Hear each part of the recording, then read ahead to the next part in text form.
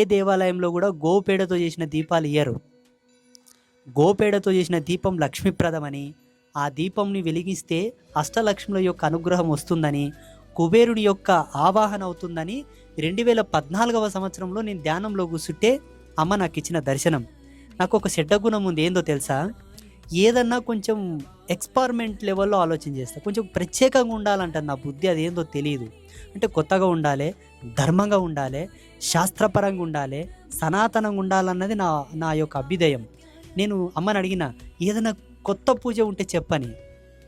అప్పుడు చెప్పింది అమ్మ, చూడు బిడ్డ, అందరికీ ఈ ప్రపంచంలో 99% డబ్బు పరంగా ఇబ్బంది ఉంటుంది.